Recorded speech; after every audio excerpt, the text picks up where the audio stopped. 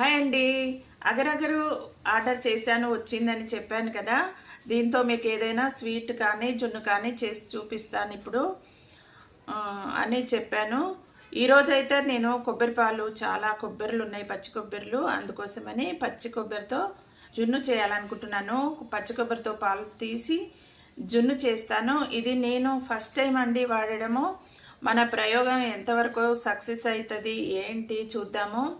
China grass ఏ విధంగా వాడతారో ఇది కూడా అదే విధంగా వాడతారని చూశాను. అదైతే చైనా గ్రాస్ అయితే గడ్డిలాగా పూసలు పూసలుగా వచ్చింది. ఇదైతే పౌడర్ రూపంలో వచ్చిందండి.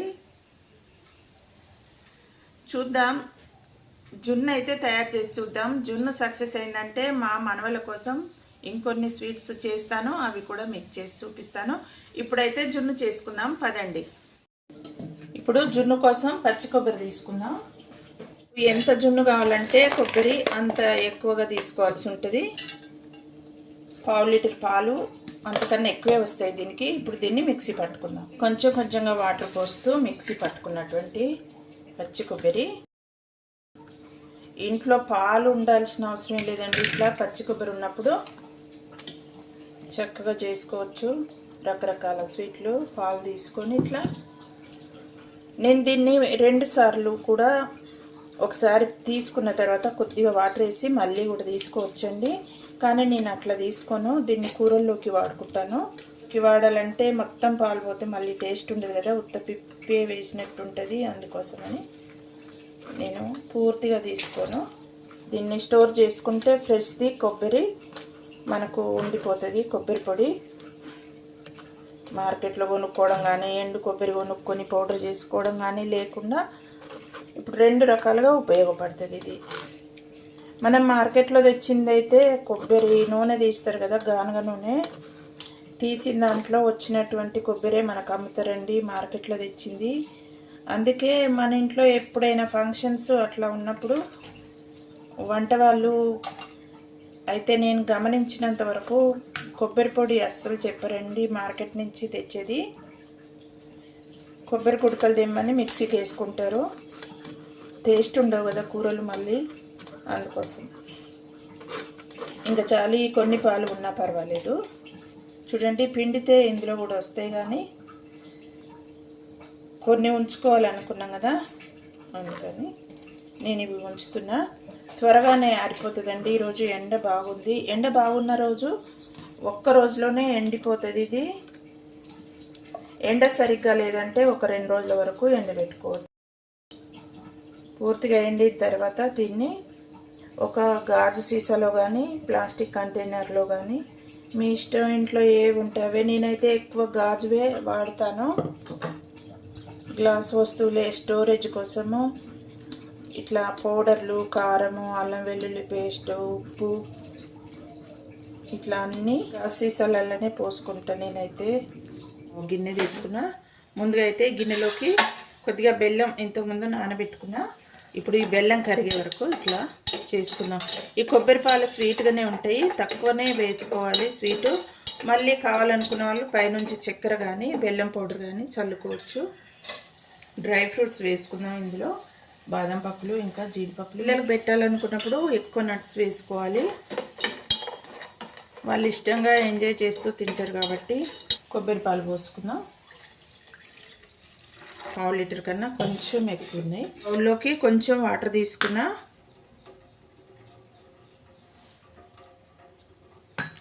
ఇది గమ్మలాగా ఉంటుంది కదా, వేడి పాలల్లో వేస్తే గడ్డ కట్టొచ్చు. అందుకని నేను చల్లటి వాటర్లో 3/4 స్పూన్ వరకు వేసుకున్నా. కొంచెం వేద్దాము. ఆ 1/2 స్పూన్ కూడా 1 స్పూన్ అయ్యేలాగా. ఈ జున్నులో షుగర్ కూడా వేసుకోవచ్చు. మనకు కొబ్బరి జున్ను కాబట్టి బర్రెపాలదైతే వాతం చేస్తుందని నేను బెల్లాన్ని వేస్తా. చూడండి, జిగురు జిగురుగా అయింది. ఈ పాలు అయితే మరిగిపోయినాయి, ఒక పొంగు అయితే వచ్చేసినాయి. ఇప్పుడు దీంట్లో ఇది వేసేసుకుంటున్నాను. మనం కలిపెట్టుకున్న అగరగర్ మిక్సర్.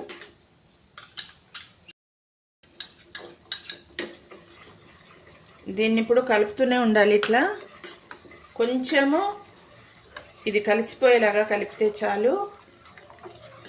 ఇందులో కొద్దిగా ఇలాచీ పౌడర్ వేసుకోవాలి. కొంచెం వేసుకుందాం, మంచి ఫ్లేవర్ రావడానికి ఇలాచీ వేసుకుంటున్నాను. ఈ అగరగరు పాలు మొత్తానికి పట్టేలాగా కొద్దిసేపు ఇట్లా కలుపుకోవాలి. చైనా గ్రాస్తో ఏ విధంగా చేశానో దీంతో కూడా అదే విధంగా చేస్తున్నాను. చూడండి మరుగుతుంది కదా.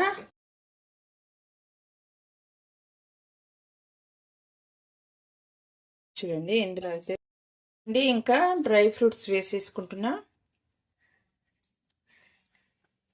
మనకు కావాలంటే కలర్ కూడా.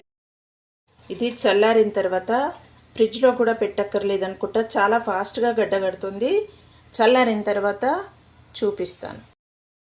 చల్లారిపోయిన తర్వాత, పూర్తిగా చల్లారిన తర్వాత ఫ్రిడ్జ్లో పెట్టాను. అస్సలు అంటుకొని కూడా అంటుకోవట్లేదు. ఇదైతే నాన్ స్టిక్ కాదండి, నాన్ స్టిక్ లాగా ఉన్నటువంటి నార్మల్ గిన్నెనే. గిన్నెకు కూడా అంటుకోలేదు. చూడండి మొత్తం ఆయిల్ ఎట్లా ఉందో. జున్ను పాలల్లో అయితే మిరియాలు, బెల్లము, ఇట్లా డ్రై ఫ్రూట్స్ కూడా వేసుకుంటాము యాలక్కాయలతో పాటు. ఇది వాతం ఏం చేయదు కాబట్టి నేను మిరియాలు వేయలేదు, ఓన్లీ బెల్లమే వేసిన. చూడండి ఎంత బాగా వచ్చిందో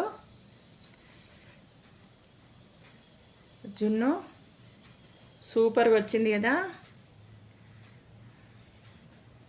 ఇంకా మా ఆయన అయితే చాలా ఇష్టంగా తింటాడండి. మా మనవాళ్ళు ఉన్నా కూడా చాలా బాగా తింటారు కావచ్చు. ఈరోజు అయితే వాళ్ళు లేరు. చూసారు కదా ఏ విధంగా చేసినో జున్ను. మీరు కూడా ఈ విధంగా ఆర్డర్ పెట్టుకున్నారంటే మీ ఇంట్లో ఎవరికైనా జున్ను ఇష్టం ఉంటే అప్పటికప్పుడు వాళ్ళు అడగగానే చేసి పెట్టొచ్చండి. ఇది కొబ్బరి పాలతోటే కదండి, బర్రెపాలతో కూడా చేసుకోవచ్చు. నేనైతే ఇంట్లో కొబ్బరిలు ఉన్నాయి కాబట్టి కొబ్బరి పాలతో చేశాను. మీరు బర్రె పాలతో చేసుకోవచ్చు. కొబ్బరిలు ఉంటే కొబ్బరి పాలతో చేయొచ్చు. లేదు అనుకుంటే రాగి పాలతో కూడా చేయొచ్చండి. రాగుల్ని నానబెట్టి పాలు తీసి వాటితో కూడా చేయొచ్చు. సూపర్ ఉంటుంది. చూసారు కదా ఎంత బాగా చేశానో. తప్పకుండా మీరు కూడా ట్రై చేస్తారనుకుంటున్నాను. ఇంకా కట్ చేయటము, కరిగించడం అట్లా కూడా ఏం లేదు, డైరెక్ట్ పాలల్లో వేసుకోవడమే కదా. చాలా బాగా అనిపించింది నాకైతే. తప్పకుండా మీరు కూడా ట్రై చేయండి. ఇంట్లో చిన్నపిల్లలు ఉంటే, జున్ను ఇష్టపడే వాళ్ళు ఉంటే ఈ విధంగా ఖచ్చితంగా చేయండి. వీటితో రకరకాల స్వీట్స్ చేయొచ్చండి. జెల్లీలు, చింతపండుతో జెల్లీ కూడా చేసుకోవచ్చు. మనం ఎప్పుడైనా ప్రయాణాల్లో ఉన్నప్పుడు వామిటింగ్స్ అట్లా వస్తాయి అనుకుంటాం కదా. నేనైతే జెల్లీలు తీసుకుంటాను. అట్లా గాబరైనట్టు, కడుపులో ఏదో తిప్పినట్టు అనిపిస్తే అవి వేసుకుంటాను. ఈసారి అయితే దీంతో నేను నిమ్మకాయ పిండుకుని తయారు చేసుకోవాలనుకుంటున్నా. మా మనవాడైతే ఎప్పటి నుంచో చింతపండుతో స్వీట్ చేయమని ఒకటే గోలండి. మా వాడి కోసం అయితే ఇప్పుడు కాదు కానీ వాడి కోసం నేను వాడు వచ్చినప్పుడు ఖచ్చితంగా చేస్తా. ఆ వీడియో కూడా మీకు పెడతాను. చూసారు కదండి ఎలా చేసామో. వీడియో నచ్చితే లైక్ చేయండి, షేర్ చేయండి, సబ్స్క్రైబ్ చేయండి.